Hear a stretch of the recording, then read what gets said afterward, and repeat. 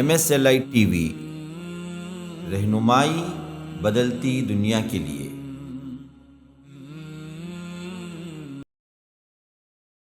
السلام علیکم ورحمۃ اللہ وبرکاتہ۔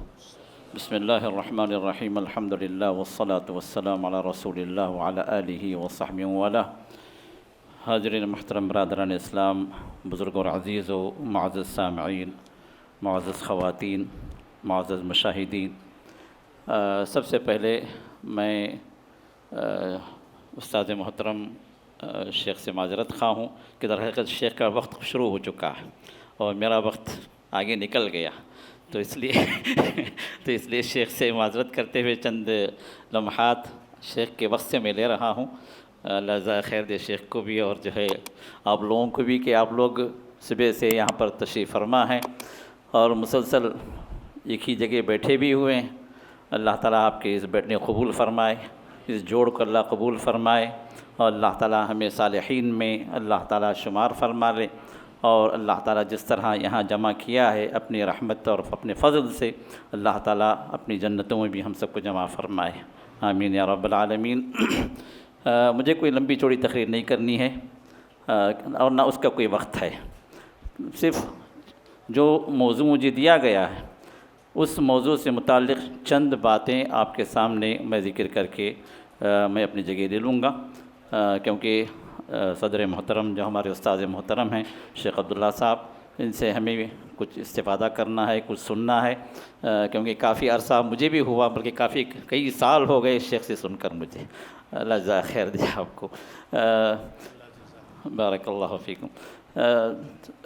جو عنوان ہے ہمارا وہ یہ کہ زوال امت کے اسباب اور فلاح انسانیت۔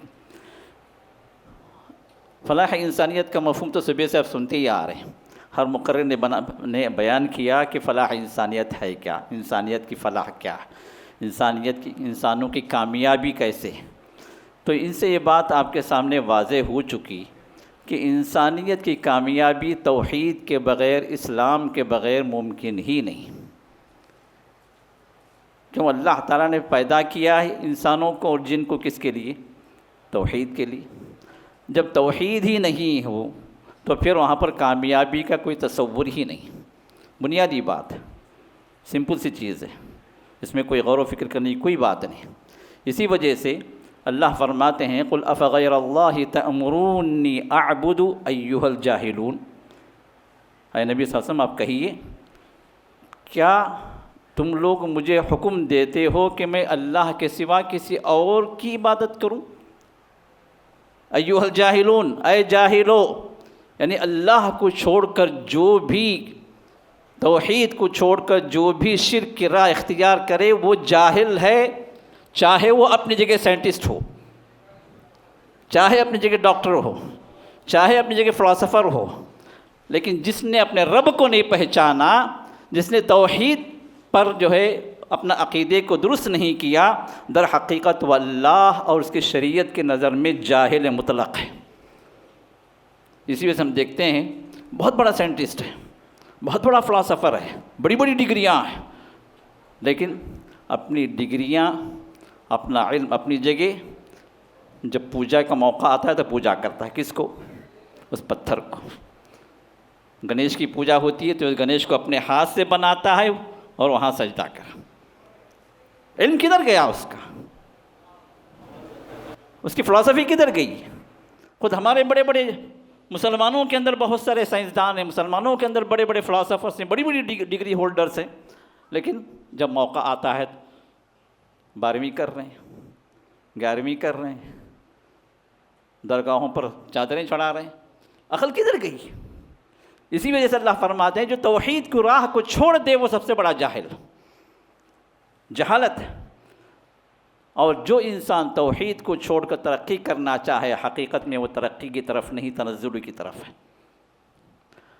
اور آپ کو معلوم ہوگا کہ محمد رسول اللہ صلی اللہ علیہ وسلم جب اسلام کا پیغام لے آئے تو اس وقت قوم کی حالت کیا تھی؟ قابل ذکر جو قوم اس وقت دنیا میں تھی عرب ہی تھے، اسی وجہ سے دوسری قوموں کا ذکر نہیں آتا۔ آج سے 1500 سال پہلے کی بات ہے۔ آج نہ یورپ تھا، نہ امریکہ تھا، نہ آسٹریلیا تھا، نہ کوئی اور تھا. یہ سب ناقابل ذکر لوگ تھے، کوئی تھے ہی نہیں.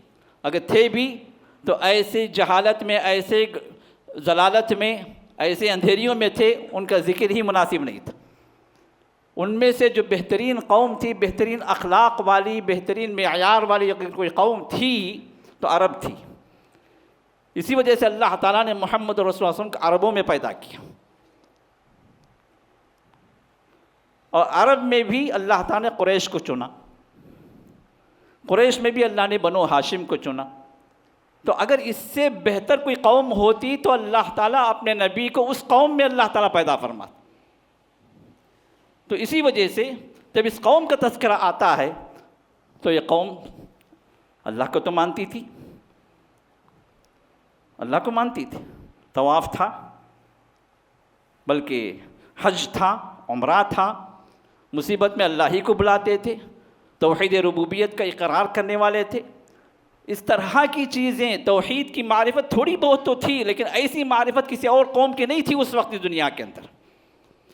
لیکن اس کے باوجود بھی اللہ تعالیٰ نے اپنے نبی کے ذریعے سے جب توحید کامل پیش کیا، صرف توحید ربوبیت کافی نہیں تھی تو توحید الوہیت، توحید اسماء و صفات، ان کو بھی رسول اللہ کے رسول نے بیان فرمایا. اور اس کو قبول کرنے کے لیے جب ان کو دعوت دی تو پھر وہاں پر مسئلہ کیا ہوا؟ دشمن ہو گئے.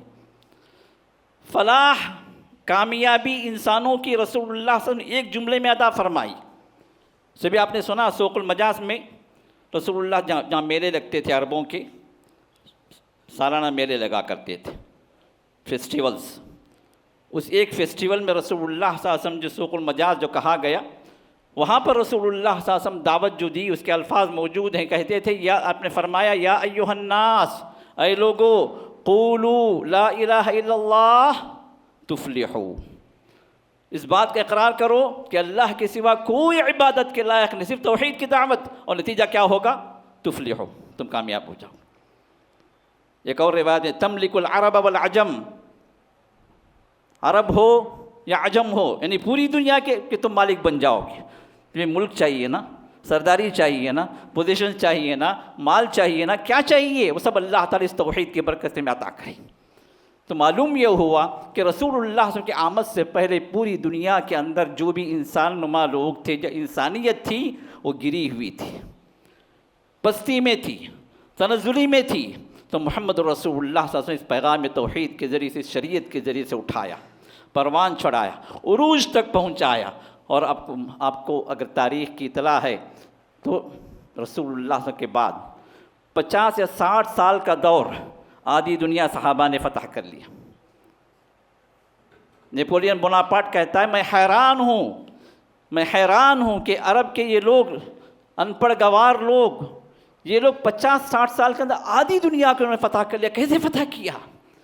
عقل حیران. لیکن یہ تھی توحید کی برکت، یہ تھی اسلام کی برکت.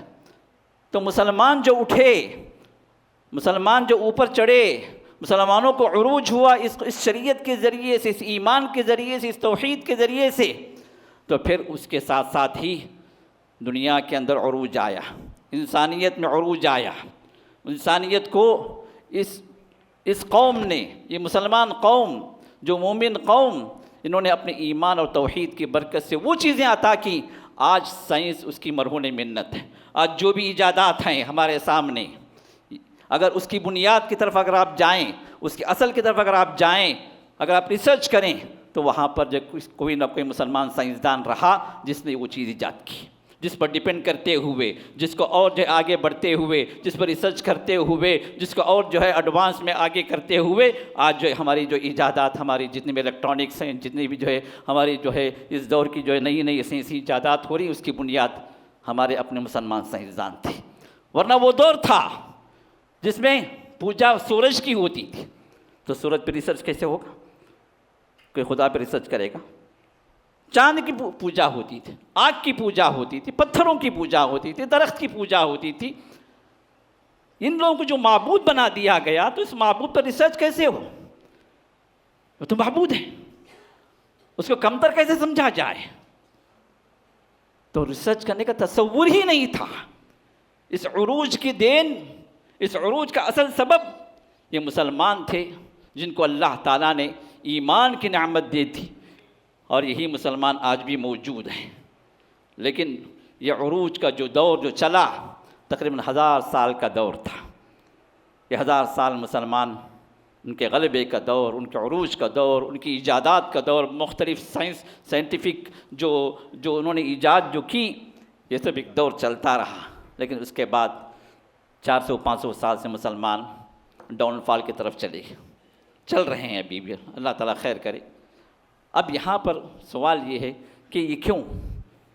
مسلمان تب بھی تھے جب عروج پر تھے، مسلمان اب بھی ہیں جب ہم تنزلی کی طرف، ڈاؤن فال کی طرف ہم جا رہے ہیں۔ کیا وجوہات ہیں جو ہمیں پیچھے لے کر جا رہے ہیں؟ تو ان وجوہات کو سمیٹتے ہوئے بس میں یہاں پر یہ بات ذکر کرنا چاہتا ہوں۔ اللہ تعالیٰ نے فرمایا وَلَا تَهِنُوا وَلَا تَحْزَنُوا وَأَنْتُمُ الْأَعْلَوْنَ إِن كُنتُم مُؤْمِنِينَ۔ وَلَا تَهِنُوا، تم ہلکے نہ ہو جاؤ، وَلَا تَحْزَنُوا، غمگین نہ ہو جاؤ، أَنْتُمُ الْأَعْلَوْنَ، اللہ کا وعدہ ہے تم ہی غالب رہو گے، تم ہی سپیریئر رہو گے۔ لیکن شرط کیا ہے؟ إِن كُنتُم مُؤْمِنِينَ، اگر تم حقیقت میں ایمان والے، اگر تم سچے ایمان والے بن گئے۔ یہی ایمانی صفت حقیقی طور پر، سچی طور پر صحابہ کے اندر آئی تو اللہ نے انہیں غلبہ دیا، اور یہی ایمانی صفت ہمارے پاس ہے لیکن زبانی ہے، کیونکہ سچی صفت جو ہوگی اللہ تعالیٰ نے بیان فرمایا سورۃ التوبہ آیت نمبر 111-112 میں۔ اس میں اللہ تعالیٰ نے مومنین کا ایمان کا ریفلیکشن جو مومنین پر گرتا ہے ان کی زندگی پر، اللہ نے 10 باتیں ارشاد فرمائی۔ کتنی باتیں؟ 10 باتیں اللہ نے ارشاد فرمائی کہ یہ ایمان کا ریفلیکشن ان کی زندگیوں پر۔ تو اللہ نے فرمایا سب سے پہلی بات، ان اللہ اشترى من المؤمنین انفسهم واموالهم بان لهم الجنہ، بے شک اللہ تعالیٰ نے خرید لیا، کس سے؟ مومنوں سے۔ کیا خریدا؟ انفسهم، ان کی جانوں کو، واموالهم، ان کے مالوں کو۔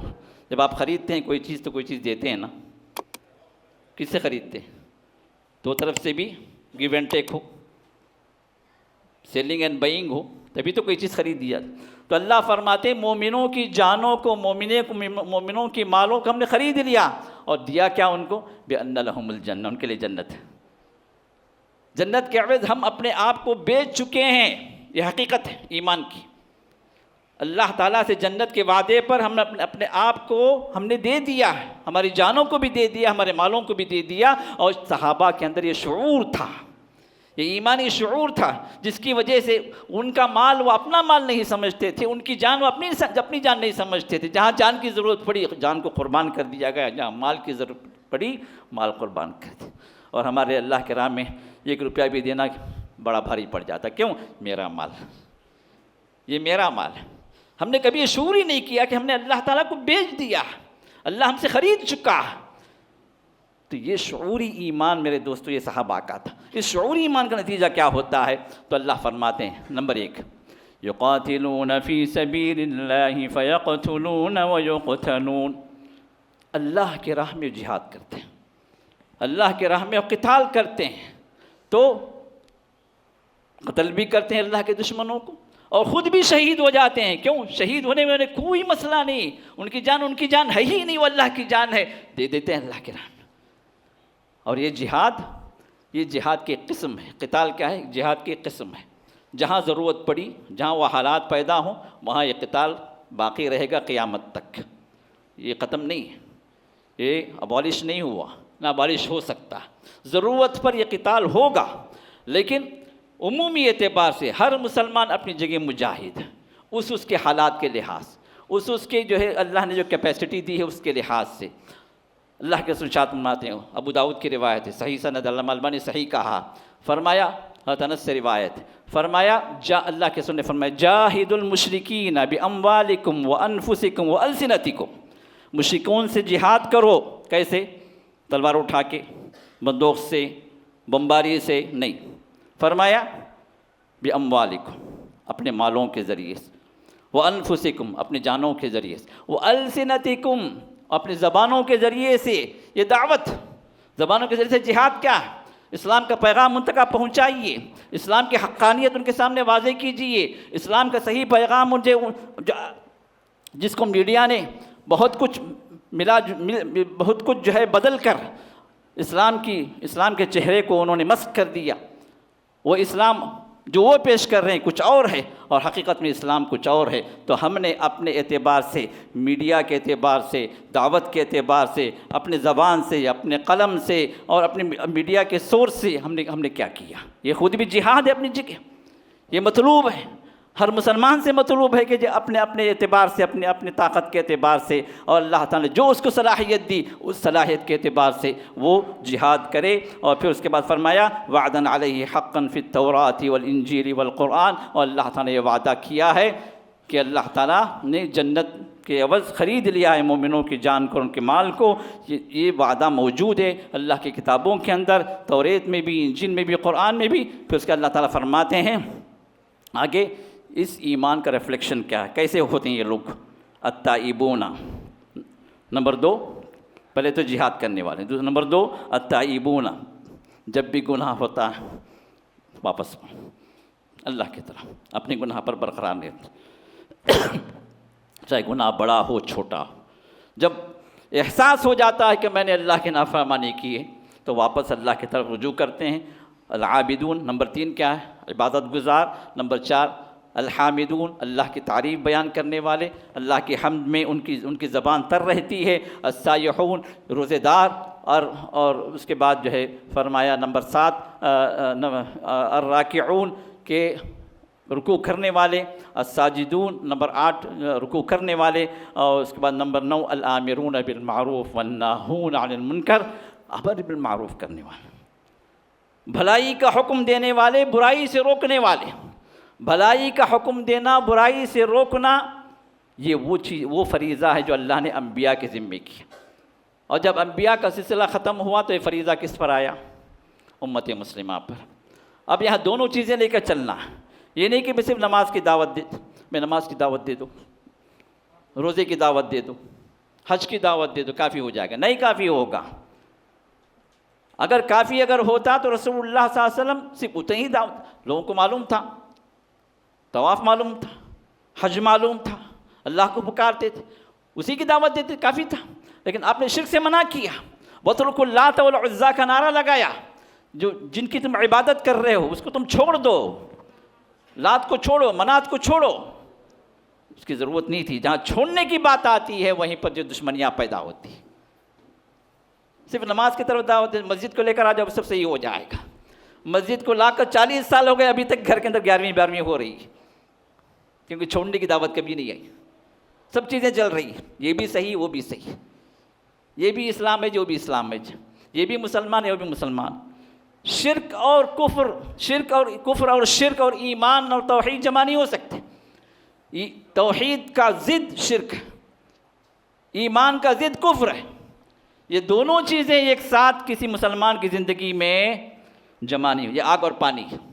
اب ہم کیا کہتے ہیں؟ مصلحت کی خاطر ان دونوں کو لے کر چلنے کی کوشش کر، یہ نہیں، امر بالمعروف کے ساتھ نہی عن المنکر ایک اس مسلمان کی پہچان ہے، یہ ایمان کا ریفلیکشن ہے جو آج کے دور کے اندر ہم نے چھوڑ رکھا ہے۔ پھر فرمایا والحافظون لحدود اللہ، اللہ کے حدود کی وہ حفاظت کرنے والے ہیں، اللہ تعالیٰ کے احکام کی پابندی کرنے والے ہیں، اللہ تعالیٰ کے حدود کے نافذ کرنے والے ہیں۔ ان 10 باتوں کو اللہ تعالیٰ ارشاد فرمانے کے بعد فرمایا وبشر المؤمنین، مومنوں کو آپ خوشخبری دے دیں، گڈ نیوز سنا دیں۔ وہ کیا ہے؟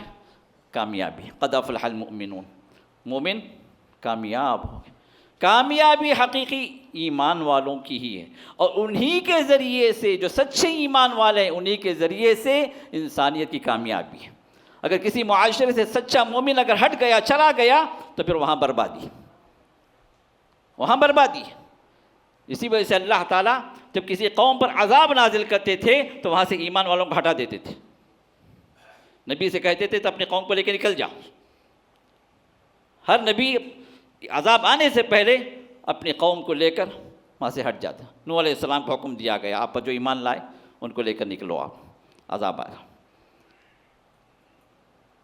کیونکہ سچا جو مومن ہوتا ہے وہی انسانیت کی فلاح کا ذمہ دار ہوتا، اور جہاں یہ ایمان والا وہاں سے غائب ہو گیا، وہاں موجود نہیں ہے، سب کے سب شرک میں ڈوبے ہوئے ہیں، تو وہاں پر بربادی اور ہلاکت والا کچھ بھی نہیں ہوگا۔ اسی وجہ سے قیامت کن پر قائم ہوگی؟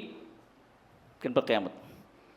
شرار خلق اللہ، اللہ تعالیٰ کی بدترین مخلوق ہوگی۔ کیوں؟ ان کے درمیان میں اللہ کون ہے اس کی کسی کو معرفت نہیں ہوگی، اللہ کون ہے کوئی کہنے والا نہیں ہوگا، توحید کیا ہے کسی کو جو کوئی اطلاع ہی نہیں ہوگی۔ یہ وہ بدترین مخلوق ہے، کیونکہ بدترین مخلوق کیا ہے؟ ہمارے پاس گدھا ہے، کتا ہے، سور ہے، نعوذ باللہ بہت ساری چیزیں ہیں، لیکن یہ گدھا اور کتا اور سور بھی اللہ کی عبادت کرتے ہیں، ان کو توحید معلوم ہے۔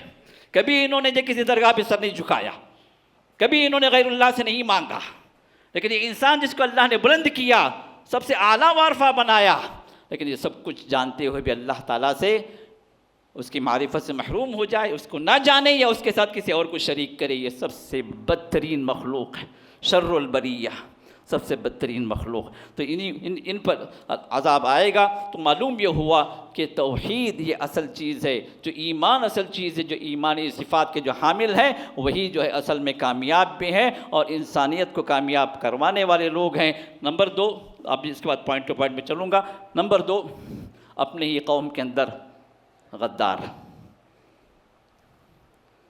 دشمن کا آستین کے سام بغل میں، مسلمانوں کو کبھی نقصان نہیں پہنچا اتنا غیروں سے جتنا اپنوں سے پہنچا، تاریخ بتلاتی ہے۔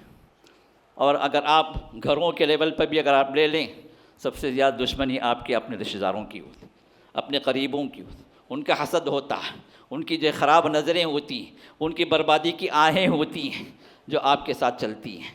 اور اگر آپ اٹھ کر سوسائٹی کے لیول پر یا ملک کے لیول پر اگر آ گئے یا عالم اسلام کے لیول پر آ گئے، تو پھر یہاں پر بھی مسلمانوں کو برباد کرنے والے یہ اپنے ہی ہوتے ہیں، جو منافقین ہوتے ہیں، جو زبانی طور پر آپ کے ہمدم ہوتے ہیں، آپ کے ایمان کا نعرہ لگاتے ہیں، لیکن حقیقت میں وہ دلی اعتبار سے آپ کے دشمن ہوتے ہیں، اندر سے دشمن سے ملے ہوتے ہیں۔ تو یہ جو ہے ہماری بربادی کا دوسرا سبب رہا کہ ایمان فروش غدار مسلمان یہ مسلمانوں کا حقیقی دشمن رہے۔ نمبر تین، علم و ہنر سے دوری، جہالت اور کم علمی، یہ ہمارے معاشرے کے اندر جو چل رہی ہے۔ میں جو صرف انڈیا کے حالات کے تحت نہیں کہہ رہا ہوں، ایک عام جو مسلمانوں کا عالم اسلام کا جو لیول ہے اس اعتبار سے یہ ان اسباب کو میں آپ کے سامنے پیش کر رہا ہوں۔ تو مسلمانوں کا اگر آپ اسٹیٹسٹک لے لیں تو سب سے زیادہ کم علمی کس کے پاس ہے؟ مسلمانوں کے پاس۔ سب سے زیادہ کم پڑھے لکھے مسلمان، اور خاص دین کی تعلیم کے اعتبار سے اگر آپ دیکھیں تو سب سے زیادہ صرف نام کے مسلمان ہیں الحمدللہ، لیکن یہ نام کام نہیں آئے گا نا میرے دوست۔ آپ کے نام پر ڈگری نہیں دی جاتی ہے۔ آپ انجینئر اگر ہیں تو جب تک آپ جو پڑھ کر ایگزام دے کر آپ جو ڈگری نہ لیں تو وہ ڈگری جو حقیقی نہیں ہوتی، ڈگری ہو سکتی ہے لیکن فیک ہوگی۔ تو ہمارے پاس سب فیک ڈگریاں ہیں۔ کون سی؟ اسلام کے نام مسلمانوں کی فیک ڈگریاں ہمارے پاس موجود ہیں، یہ کام آنے والی نہیں ہیں۔ تو یہ بھی جو ہے ہمارے پیچھے جانے کا ایک تیسرا سبب ہے۔ چوتھا سبب ہمارا اخلاقی زوال، اخلاق کے اعتبار سے گراوٹ ہمارے اندر، ہمارے بھائیوں کے اندر، نوجوانوں کے اندر یہ اخلاقی گراوٹ بڑھتی جا رہی ہے۔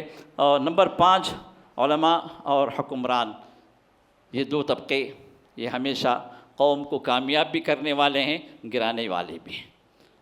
اب ہمارے پاس ذاتی مفاد پرست لوگ، علماء کے نام سے بہت سارے علماء سو موجود ہیں جو امت کو اپنے جیب کی خاطر، اپنے پیٹ کی خاطر غلط ڈگر پر ڈالے جا رہے ہیں۔ ان کو معلوم ہے یہ شرک ہے، ان کو معلوم ہے گیارہویں نہیں کرنا، ان کو معلوم ہے غیر اللہ کے نیاز، لیکن اگر حق بولیں گے تو مجھے کون دے گا بھائی؟ میرے جیب میں کہاں ہے؟ میرے بچے کیسے پلیں گے؟ ماشاءاللہ ہمارے علماء کا 8-8 10-10 کا جو لشکر رہتا ہے گھروں کے اندر، اب ان سب کی جو ہے پرورش 10,000 روپے کے اندر نہیں ہوتی۔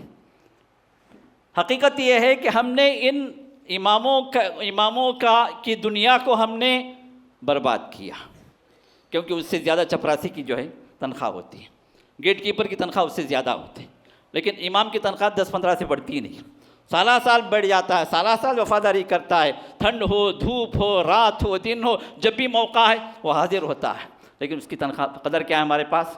چند ٹکے۔ ہم نے اس کی دنیا برباد کی تو اس نے جو ہے اپنے پیٹ کی خاطر ہمارے دین کو برباد کیا۔ گیو اینڈ ٹیک پالیسی چلی برابر چل رہی ہے. ذرا اس طرف ہمیں سوچنا چاہیے. یہ علماء سو ہیں جو ہمارے دین سے ہم کو دور کر رہے ہیں. اسی طرح حکمران بھی اگر بنتے ہیں مسلمان تو وہ بھی اپنی ذاتی مفاد ہی کو اپنی کرسی کو بچانے کے لیے وہ کبھی قوم کی غیرت، کبھی قوم کا خیال، کبھی قوم کے عروج کے لیے انہوں نے کبھی بہت ہی کم لوگ ہوتے ہیں جو اس کے لیے وہ کام کرتے ہیں. نمبر 6 بزدلی اور مایوسی. ترقی کا دیکھا جائے تو مسلمانوں کو پھٹک کر بھی نہیں ہونی چاہیے، لیکن مسلمان کئی ہیں جو بزدل ہیں اور کئی ہیں مایوس ہیں. خاص کر انڈیا کے حالات، ارے ہم کیا کر سکتے ہیں، ارے جو ہے یہ اتنی جو ہے پارٹی جو ہے اتنے 10 سال سے جو ہے یہ لوگ حکومت کر رہے ہیں، یہ لوگ چاہے تو بہت کچھ کر سکتے ہیں، یہ لوگ ہمیں نکال باہر کر دیں گے، یہ خوف اپنے اوپر ہم طاری کر لیے ہیں، مسلط کر لیے ہیں. جبکہ ہمارے ایمان یقین الحکم الا للہ، حکم جو ہوگا وہ اللہ ہی کا ہوگا. وعلی اللہ فلیتوکل المؤمنون، اور اللہ تعالیٰ جو مومن جو ہوتے ہیں وہ اللہ پر بھروسہ کرنے والے اگر واقعتاً ایمان والے اگر بن گئے تو کوئی پوری قوم مل کر بلکہ پوری دنیا مل کر ہمارا کوئی بال بیکا نہیں کر سکتا. اس کو یاد رکھیں. انبیاء کے حالات اور ان کی سیرتوں کا پڑھیے، کیسے کیسے حالات سے وہ گزرے، اور پھر اللہ نے غلبہ جو عطا کیا، سکسس جو دیا اور فلاح جو دی وہ اللہ تعالیٰ نے اپنے ایمان والے بندوں کو دی. اور اسی طرح بخیلی اور مال کی حرص، بخیلی یہ تو ہے ہی کٹ کٹ کر بھری ہوئی ہمارے دلوں کے اندر. ایک ایک حبہ نکالنا ہمارے لیے مشکل ہوتا. کیوں؟ بخل، مال کا حرص. اور یہی 2 چیزیں ہیں، بزدلی اور یہ بخیلی. یہ 2 چیزیں ہیں جو رسول اللہ صلی اللہ علیہ وسلم نے ہمیں بہت پہلے ہی بتلا دیا. آپ نے فرمایا کہ تم لوگ بہت زیادہ تعداد میں رہو گے لیکن تمہاری کوئی حیثیت نہیں ہوگی، کوئی حیثیت نہیں. تکونون غثاء کا غثاء السیل، تمہاری حالت تو اسی طرح ہوگی جس طرح سمندر پر جھاگ جو طاری ہو جاتا ہے. جب سیلاب آتا ہے تو اوپر آپ دیکھیں گے کف کف جمع ہو جاتا ہے. یہ کف کف جو جھاگ ہے اس کی کوئی حیثیت ہوتی ہے؟ تھوڑے وقت میں وہ ختم بھی ہو جاتی، کوئی حیثیت کوئی ویلیو نہیں ہوتی. اسی طرح تمہاری بھی، تمہارا مسئلہ ویسے ہی ہوگا، تمہاری ویلیو ویسے، تم ہوگے بہت. آج ماشاءاللہ مسلمان کتنے نمبر پر ہیں؟ 2 نمبر میں پاپولیشن کے اعتبار سے، 2nd largest population of the world. لیکن حالت کیا ہے؟ سب سے پست. 52 یا 55 کنٹریز ماشاءاللہ مسلمانوں کے بولنے کے لیے. کوئی ایک ہے جو آپ کا ہمدم ہے، کوئی ایک ہے جو ہے آپ کے بارے میں جو ہے غور و فکر کرنے والا یا آپ کے معاملات آگے بڑھ کر آپ کو اٹھانے والا. سب دبے ہوئے. اللہ خیر کرے، اللہ جس کو جو بچانا چاہے وہ بچے. ورنہ عمومی حالت کیا ہے؟ حکومت ہے، طاقت ہے، عدد ہے. اور اللہ تعالیٰ نے ان ملکوں کے اندر بہت ساری وہ نعمتیں دی ہیں جو دوسرے ملکوں کے اندر نہیں ہیں. اگر چاہیں تو جو ان کو انگلیوں پر نچوا سکتے ہیں، لیکن وہ ہمت و طاقت نہیں. کیوں؟ اس لیے کہ ایمان کا وہ لیول جو ہونا چاہیے وہ لیول موجود نہیں ہے. اللہ کے رسول نے ارشاد فرمایا، جب ان سے پوچھا کہ اللہ کے رسول یا رسول اللہ جب بہت ہوں گے ہم تو کیوں یہ حالت ہوگی؟ فرمایا 2 چیزیں، یہ 2 چیزیں تمہارے دلوں کے اندر آ جائیں گی. حب الدنیا، مال کے حرص، دنیا کے حرص، اور جینا اور جینا اور جینا.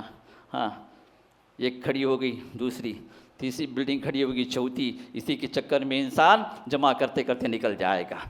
اور پھر حب الدنیا و کراہیت الموت، جب مال کی محبت دل میں آ جائے تو پھر موت سے بھی انسان بھاگنا شروع کر دیتا ہے، موت سے بچنے کی پوری تدبیریں کرتا ہے.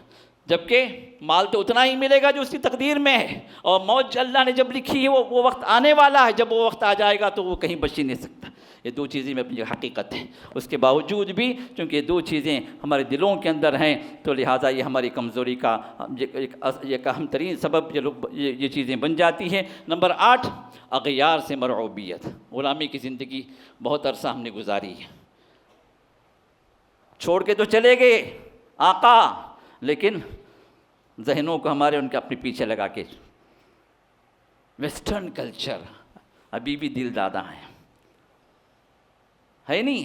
ہر چیز میں ویسٹرن کلچر، ہیئر اسٹائل میں ویسٹرن کلچر، لباس ویسٹرن کلچر، کھانا پینا ویسٹرن کلچر. کیوں؟ یہ مرعوبیت، اپنا تشخص ختم ہو گیا، اپنی اسلامی تہذیب ہمارے لیے عزیز نہیں ہے. اور یاد رکھیے جو قوم اپنی تہذیب کو عزیز نہیں رکھتی وہ مٹ جاتی ہے. یہ تاریخ ہے. ہماری اپنی تہذیب و تمدن جو ہماری اپنی نہیں ہے، اللہ کی دی ہوئی ہے رسول کے ذریعے سے. اور تعجب کی بات یہ ہے کہ اس رسول سے محبت کے ہم نعرے لگاتے ہیں، اس رسول سے محبت کے ہم جو ہے بڑے بڑے جو ہے بینر لگاتے ہیں، بڑے بڑے اجلاس کرتے ہیں اللہ کے رسول کی محبت میں، لیکن اگر حقیقت میں جھانک کر دیکھیں تو رسول اللہ صلی اللہ علیہ وسلم کی سنتوں کو، آپ کے طریقے کو اختیار کرنے والے گنے چنے خال چند ہی لوگ ہوتے ہیں۔ تو یہ کیا دلیل ہے؟ اس بات کی دلیل ہے کہ ہماری زبان کچھ اور کہہ رہی ہے، اور ہمارا جسم اور دماغ اور جو ہے ہمارے اپنا لائف اسٹائل کچھ اور کہہ رہا ہے۔ تو یہ مرعوبیت اغیار کے ساتھ یہ ہمیں جو ہے کہیں اور لے کر چلی گئی ہے۔ اور اسی طرح نمبر 9، اطاعت امیر کے جذبے سے محرومی۔ جہاں کہیں امیر ہو اس کی اطاعت ہم نہیں کرتے۔ 4 آدمی ہیں تو ہمیں 4 کرسیاں چاہیے، چاروں کی بات چلنی چاہیے۔ اگر ایک کو امیر بنائے اور دوسرے کی نہیں چلتی اس میں، تو اپنی ایک الگ پارٹی بنا لیتا، ایک الگ جماعت ہے۔ جبکہ اطاعت امیر کے لیے جتنا زور دیا گیا ہمیں شریعت کے اندر، شاید ہی کسی اور کام کی طرف اتنا زور دیا گیا۔ اور خروج عن الحاکم، یہ تو بنیادوں میں سے حکومت، اگر مسلمان حاکم ہے تو اس کے خلاف بغاوت کرنا اس کی اجازت نہیں ہے، بلکہ اللہ کے رسول نے فرمایا کہ اگر لوگ جمع ہو گئے ایک مسلمان حاکم پر، پھر اس کے خلاف کوئی اور اٹھ کھڑا ہوا تو آپ نے فرمایا کہ اس کو ختم کرو، اس کو ختم کر دو، جو فساد کی جڑ ہے، جو لوگوں کو اپنی طرف بلا رہا ہے۔ جب لوگ متفق ہو گئے ایک امام کی طرف، ایک حاکم پر متفق ہو گئے، اور پھر کوئی دوسرا نکلتا ہے، وہ کھڑا ہوتا ہے کہ نہیں یہ تم میری طرف آ جاؤ، وہ صحیح نہیں ہے، وہ برابر نہیں ہے، وہ یہ ہے وہ ہے، اگر جو ہے مسلمانوں کی جماعت کو منتشر کرنے کی کوشش کر رہا ہے تو اللہ کے رسول نے فرمایا کہ فَقْتُلُوهُ کَائِنًا مَنْ كَانَ، اس کو ختم کر دو، چاہے کوئی بھی ہو، کتنا ہی بڑا وہ جو ہے رتبے والا ہو، کتنا ہی بڑا پیسے والا ہو، کتنا ہی بڑا جو ہے وہ پوزیشن والا ہو، یہ نہ دیکھو، کیونکہ اس کے ایک کا ختم کرنا ہزاروں کی جان کو جو ہے بچا لے گا، امت انتشار سے بچ جائے گی، اتفاق باقی رہے گا۔ تو اتنی حد تک، بہت حد تک تعلیم دی گئی ہمیں کہ جب مسلمان حاکم آپ کا سربراہ بن گیا پھر اس کے خلاف آپ کو خروج کرنے کی اجازت نہیں ہے۔ اور اسی طرح نمبر 10 جو ہے جو ایک امام اور حاکم کا نہ ہونا، یہ ہمارا سب سے بڑا المیہ ہے۔ مسلم قوم، ہر قوم کا اپنا ایک امام ہے، ہر قوم کا اپنا ایک حاکم ہے جس کے تحت وہ چل رہے ہیں۔ نمبر 1 ورلڈ پاپولیشن پر کون ہے؟ کرسچینس۔ لیکن اگر پوپ کے ذریعے سے کوئی بات ان تک پہنچ گئی، کوئی مخالفت کرتا؟ کوئی نہیں کرتا، کیونکہ اس کو اپنا امام بنائے ہوئے ہیں، جبکہ جو تعداد میں بہت کہیں اور آگے ہیں، اس کے باوجود بھی مسلمانوں کے اندر کسی ایک کو نہ امام بنانے کی ہمت ہے، نہ کسی ایک پر جمع ہو سکتے۔ یہ بہت بڑا المیہ ہے، اور ہمارے پیچھے رہ جانے اور ہمارے اختلاف کا جو ہمارے عروج کو زوال میں بدلنے کا ایک اہم ترین سبب ہے، جو ہماری بد نصیبی ہے۔ اور آخری بات اس معاملے میں یہ ہے کہ اختلافات ہر قوم میں ہوتے ہیں، اختلافات صحابہ میں بھی ہوئے۔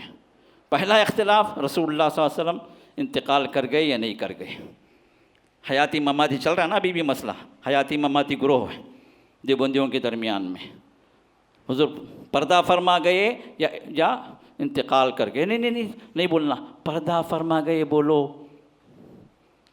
اللہ کے اس پہ توہین ہو جاتی۔ وہ پردہ فرما گئے بولو کیا ہے؟ وہ اس بات کے قائل نہیں کہ اللہ کے رسول انتقال کر گئے۔ یہی اختلاف، پہلا اختلاف تھا صحابہ کے درمیان، اللہ کے رسول انتقال کر گئے نہیں۔ عمر نے کہا کہ نہیں، وہ تو اللہ کے رسول تو اسی طرح گئے جس طرح موسیٰ علیہ السلام گئے تھے کوہ طور پر، پھر آئیں گے۔ لیکن جب ابو بکر صدیق نے آیت پڑھی سورہ آل عمران کی، وما محمد الا رسول قد خلت من قبل رسول، محمد صلی اللہ علیہ وسلم اللہ کے رسول ہیں، اس سے پہلے بھی رسول آئے، اپنا کام کیے، فریضہ ادا کیے، چلے گئے، کسی رسول کو اللہ نے بقا نہیں دی، اس طرح اللہ کے رسول بھی آئے چلے گئے، بقا نہیں ہے ان کو بھی، وہ اللہ کے رسول ہیں بس، وہ خدا نہیں ہے، بقا صرف اللہ کے لیے۔ جب یہ بات واضح ہو گئی تو عمر اور ان کی جماعت کا اختلاف ختم ہو گیا۔ اختلافات ہوتے رہے صحابہ کے درمیان میں، ائمہ کے درمیان میں، فقہاء کے درمیان میں، صلحاء کے درمیان میں، علماء کے درمیان میں، لیکن یہ اختلافات عداوت تک نہیں پہنچتے۔ آج اختلافات ہیں مخالفتوں کی شکل میں، مخالف ہیں، جو گمراہ ہے وہ کافر ہے، وہ جماعت کافر ہے، وہ جماعت گمراہ ہے، اس کے پیچھے نماز نہیں ہو، اس کی مسجد میں نہیں جانا، وہ جو ہے جو دشمن ہے۔ یہ فتوے اور اختلافات جو ہے، جو مخالفتوں کی شکل میں جو ہمارے پاس گلی گلی کوچا کوچا مسجد چل رہی ہے نا، یہ ہمیں اندر سے بہت کمزور کر چکے ہیں اختلافات۔ اللہ نے فرمایا وَلَا تَنَازَعُوا فَتَفْشَلُوا وَتَذْهَبَ رِيحُكُمْ وَاصْبِرُوا، آپس میں اختلافات نہ کرو۔ ولا تنازعوا، ہوگا کیا؟ فتفشلوا، پھر تم ناکام ہو جاؤ گے، وہ تو ہو گئے نا۔ وتذهب ريحكم، تمہاری قوت ختم ہو جائے گی۔ تو کرنا کیا ہے؟ واصبروا، تمہارے مزاج کے خلاف ہے، تمہارے رائے کے خلاف ہے، صبر کرو، صبر کرو، دشمنی نہیں۔ ہاں آپ اپنا اوپینین بیان کیجئے، آپ بتا دیں، آپ قرآن حدیث سے بتائیں کہ بھئی یہ چیز آپ جو بول رہے ہیں غلط ہے، مانتے ہیں الحمدللہ، نہیں مانتے ہیں تو پھر آپ کا کام کیا ہے؟ وما علیک الا البلاغ، پہنچانا آپ کا کام ہے، دشمنی نہیں۔ آج یہ اختلافات دشمنیوں تک پہنچ گئی، تو اس وجہ سے ہر ایک کا اپنا گروپ ہے، ہر ایک کا اپنا امام ہے، ہر ایک کا اپنا ذمہ دار ہے، ہر ایک کا اپنا رئیس ہے، اب اس کے پیچھے چلے جا رہے ہیں اور دوسرے کو گمراہ اور کافر کے فتوے دے۔ یہ لوگ دینے میں یہ لوگ پیچھے نہیں ہیں، تو لہٰذا یہ چند اسباب ہیں جو آپ کے سامنے میں نے ذکر کیا ہے، اور جو اللہ تعالیٰ نے حقیقت میں اس امت کو جو پیدا کیا ہے وہ فلاح اور کامیابی کے لیے پیدا کیا، خود بھی کامیاب ہوں، پوری انسانیت کو بھی کامیاب کریں۔ اللہ نے فرمایا کنتم خیر امۃ اخرجت للناس، تم بہترین امت ہو، تم سے زیادہ بہتر کوئی ہے ہی نہیں، تم سے زیادہ افضل کوئی ہے ہی نہیں اس کائنات کے اندر، نکالی گئی ہے لوگوں کے لیے، ان کی فلاح و کامیابی کے لیے۔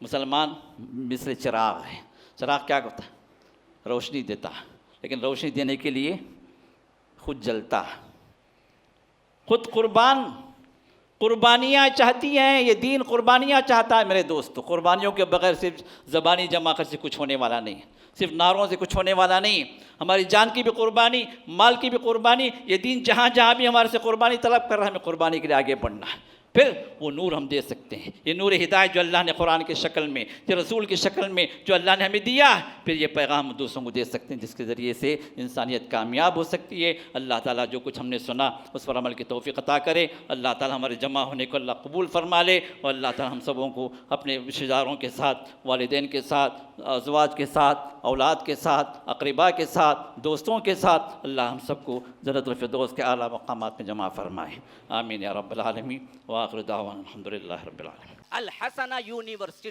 یہ ہے پلاٹ اس طرح، یہ 4 ایکڑ کی زمین ہم نے کیا یونیورسٹی کے لیے مخصوص کر دی ہے، پورے 4 ایکڑ، اور ادھر ہم نے 20 پلاٹ بنائے ہیں، صرف 20 پلاٹ۔ یہ بہترین اپرچونٹی ہے ان لوگوں کے لیے جو دنیا و آخرت میں فلاح چاہتے ہیں۔ ہاں واقعتاً، کیونکہ اس کے بعد جب یونیورسٹی آ جائے گی اور اس کے بعد اس کی قیمت یا اس میں ہم چاہ کے بھی جگہ نہیں دے سکتے، لیکن اب ہم نے اس کے لیے 20 پلاٹ بنائے ہیں، اور ہر پلاٹ 21 سینٹ کا ہے، یعنی 9200 اسکوائر فٹ کا ایک پلاٹ ہے، 9000، تقریباً 4 گراؤنڈ بنتے ہیں۔ اس میں کیا کیا ہم دیں گے آخری صفحے پہ، اس کے اندر ہم مسجد لائیں گے پلاٹ خریدنے والوں کے لیے، اور ساتھ میں جدید ٹیکنالوجی کے جو ضروری اشیاء ہیں، جم وغیرہ، وہ بھی لائیں گے، اور اس کے ساتھ ساتھ اس کے اندر ایک کلب ہاؤس ہوگا، ایک نساء کے لیے، عورتوں کے لیے الگ سے بیانات کے لیے ان کے لیے الگ سے ایک کالج ہوگی، اور اسی طرح مردوں کے لیے کالج ہوگی، کلیے مختلف ہوں گے، ان کلیات کو جوڑ کر یونیورسٹی لیول تک پہنچے گی یہ، اور انشاءاللہ العزیز اس کے ساتھ ساتھ 24 آورس 24/7 سیکیورٹی کا انتظام ہوگا، اور سوئمنگ پول ہوگا، اور اس کے ساتھ ساتھ آپ دراصل گارڈننگ وغیرہ کرنے کا شوق ہے تو آپ اپنی زمین میں گارڈننگ کر سکتے ہیں، کیونکہ 10,000 اسکوائر فٹ ملتا ہے، تقریباً آپ اس میں سے 1000 یا 2000 یا 3000 بھی آپ اپنا گھر بنا لیں،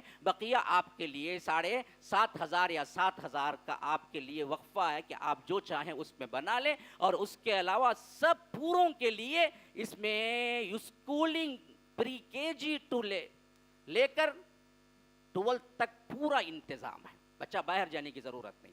12 کے بعد انشاءاللہ پھر اس کے بعد کالج انشاءاللہ وہیں پر پڑھے گا، اعلیٰ ترین ڈگری تک اس کو پہنچانے کے لیے ہم نے دین کے ساتھ دنیا بھی جوڑا ہوا ہے. باقاعدہ اس کو بیچلر ڈگری اور ماسٹر ڈگریاں دی جائیں گی, ایک الگ سے شعبہ بھی ہوگا خالص دینیات کے لیے. اچھا ایک بات اور بتا دوں, یہ 21 سینٹ ایک آدمی کے نام پر ہی نہیں, 2 3 4 آدمیوں کے نام پہ بھی رجسٹر ہو سکتا ہے. آپ میں ہی اپنے لوگ 4 لوگ 7.5 لاکھ مل جائیں گے, 4 لوگ, تو 4 لوگ رجسٹر کر کے اپنے اپنے آپ کو الگ کر کے ان کی اپنی اپنی زمین بن جائے گی. یہ بھی ہو سکتا ہے. ایک ہی آدمی خریدنا ضروری نہیں ہے, 4 آدمی مل کے بھی خرید سکتے ہیں, 6 آدمی مل کے بھی خرید سکتے ہیں. اس طرح ہم نے دراصل یہ 20 پلاٹ جو کیے ہیں, اگر اس کو 4 لوگ خریدیں تو 80 گھر آباد ہو جائیں گے یہ ٹاؤن شپ کے اندر.